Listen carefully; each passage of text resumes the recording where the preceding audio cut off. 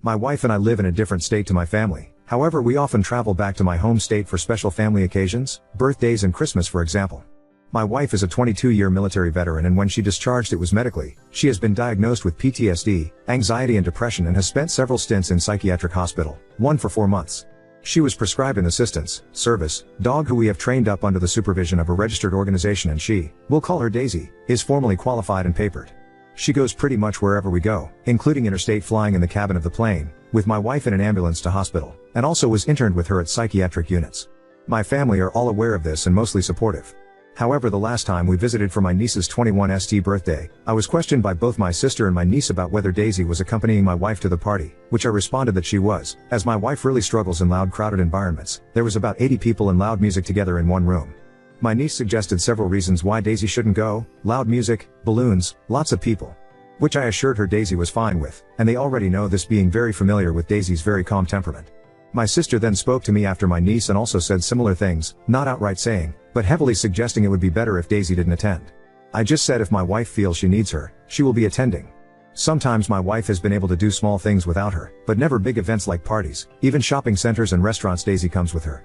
Anyway, the party came and went. My wife had to take 4 Valium to cope, but managed to sit through the evening with Daisy by her side at her feet at a table. Other people throughout the evening went over to talk to her, and most didn't even notice Daisy was there. For myself, I'm used to my wife's conditions and knew that although she was struggling, she was coping and even enjoying talking to people at times. I danced the night away, periodically sitting down beside my wife and checking in. After the party was over, we had a few days at my sister's house where the topic of her son's impending wedding came up. Again, I was asked by my sister if my wife would be taking Daisy. I again said yes, more than likely, for the same reasons as the 21. Lots of people, loud noises, crowded environment. Again, it was inferred that the event wouldn't be suitable for Daisy. The tables were really crowded, lots of people, plus my sister suggested that if my wife didn't have Daisy she would be able to get up and dance. Before my wife had her breakdown, she was not a dancer, and now with her anxiety, there's no way she'd be comfortable out on a dance floor.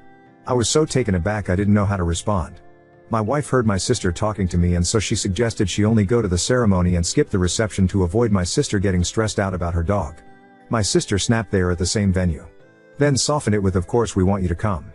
Both my wife and I felt very uncomfortable and kept reassuring my sister Daisy would be fine, as she has been taught to sit under my wife's chair out of the way.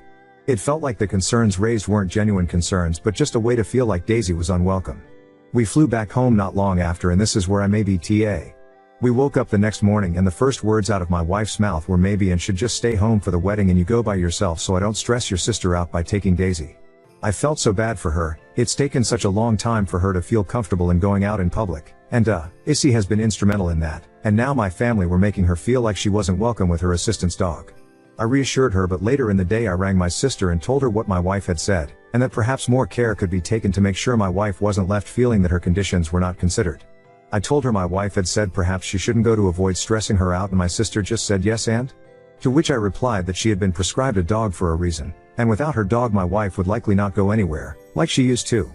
My wife said well, she was better last time she was down, she didn't take her everywhere. I explained that mental health goes up and down. Last time she was doing a bit better, however she'd just been sick and was put on medication that messed with her regular meds, and so was only just coming out of that.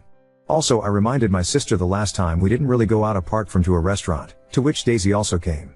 I just feel like I'm constantly trying to prove my wife's medical conditions. Even her PTSD has been questioned, as my sister's words, she didn't go to Afghanistan. She even had her best friend question me about it. I'm tempted to tell them some of my wife's horror stories, but I just keep it general so they don't get secondhand trauma. My sister also said that she had to think about other people, and I said why? Does someone have a problem with Daisy attending? And she said her son, my nephew, and his future wife had spoken to her about it. I said well, I'll ring them then, which she hastily replied, no you can't, they spoke to me in confidence. I said I just don't understand what you're trying to achieve, and she said it's not just about you, I have to think of other people.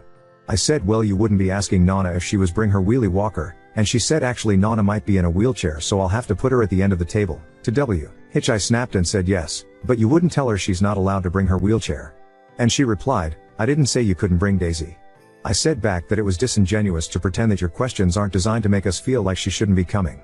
To which she replied that she couldn't handle this stress I was causing her, and she said goodbye and hung up.